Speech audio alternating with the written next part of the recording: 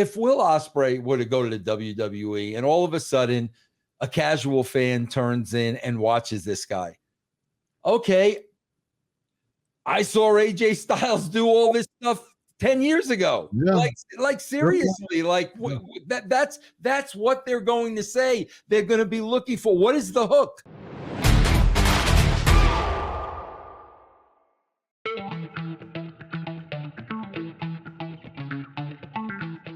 All right, let's talk about Will Ospreay. Will Ospreay, as far as just going next, he's been appearing kind of everywhere. He was on, Impact's big show. He was on. He's of course been in New Japan for years. Of course, he was on. He was in AEW. Had a feud with Jericho. Had a short alliance with your boy. Don Callis. And so now Dave Meltzer is reporting, he says, I will not say anything is definite with Ospreay. So that's the typical Dave Meltzer intro. The only thing's for sure is nothing's for sure. As Sting would say. I listen, I don't want to, this is your show. Okay. I'm just a guest. You're just a. I got totally different information. You got some intel that I don't know. I got intel that Meltzer is reporting differently on Will Ospreay. Okay. I don't want to step on your toes, though. I don't want you to lose any credibility. You're a powerhouse and pancakes 8,000 shows, bro. Yes. I don't want to step on your toes.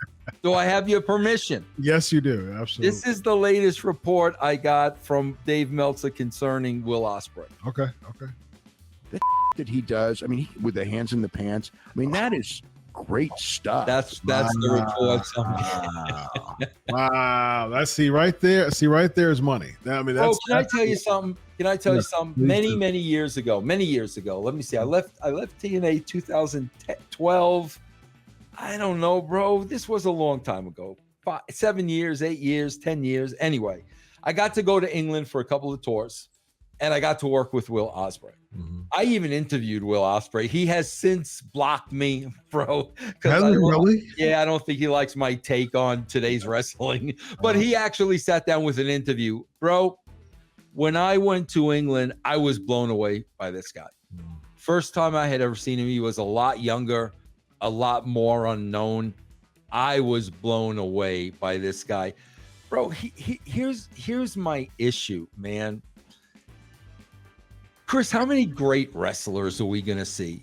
You got to give me a character. You got to give me an edge. You got to give me some controversy. You got to give me something. I am just so tired, bro, of seeing the great wrestlers. I mean, come on, Chris, let's be honest with each other.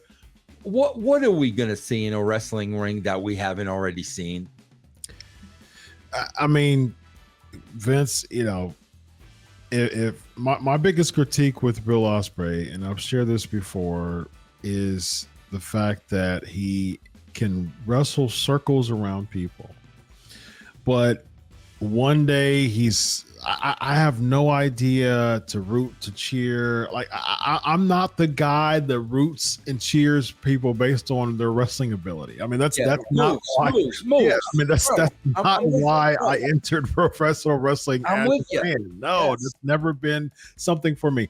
I'm a Hogan and Andre type of guy. Yes, I'm tradition. I've been watching wrestling for almost 40 years now, and so I'm old school. And to me, when I'm watching a lot of these shows, I'm like, this is supposed to be a comic book come to life. Mm-hmm.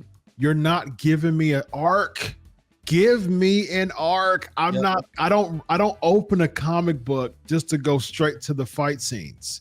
I want to see exactly what's causing the fight scenes, what the villain is, how the villain's trying to destroy the hero. And then that leads up to the fight scene.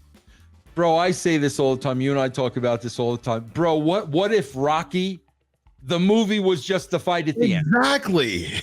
Exactly. And like, okay, like who are these people? Right. You know what I'm saying, bro? Yeah, like within the first 5 minutes, Rocky, Clubber Lane, boom, boom, Yeah, right. Give me Adrian. Give me all of the story. Give me all of the emotion leading to the fight. If the fight was in the beginning of the movie, why am I watching the rest of the movie if the climax is in the beginning? It just makes no sense to me, man. Yeah. And again, this has nothing to do with Will Ospreay's wrestling ability. No, not at all. He is phenomenal. Not at all. Bro, if Will Ospreay were to go to the WWE and all of a sudden a casual fan turns in and watches this guy. Okay, I saw AJ Styles do all this stuff 10 years ago. Yeah. Like seriously, like that's what they're going to say. They're going to be looking for. What is the hook? Yep. What is the hook? If there's no hook, I've seen this before. Absolutely. I was asked before, do I think that Kenny Omega would be successful in WWE? And I said no. And I said the reason why is because Kenny Omega is not a sports entertainer, more than he is a wrestler. Mm-hmm. He's more of a wrestler than he is a sports entertainer. Now, is he phenomenal in the ring? Yes, absolutely. But I mean, you can close your eyes and grab someone from AEW and they're a good wrestler. You know what I mean? But at the same time, if I'm closing my eyes and grabbing something from AEW, are they a good character that will translate into the realm, into the world of sports entertainment? That's where the big money is, right? And so that's my thing with an Ospreay, with a lot of people in AEW, is that you're bringing me someone who's just another wrestler among wrestlers in the WWE. If your character doesn't stand out, you're not really presenting something. It's not really a good pitch. You know what I mean? Like if you're going into an office with Vince McMahon and interview, and coming up with something, essentially you're like, I can wrestle good. Okay. I mean, now what? What's next? Give me something else.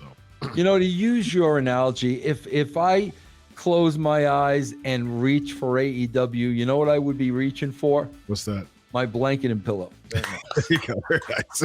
Bro, do you know these guys from what culture?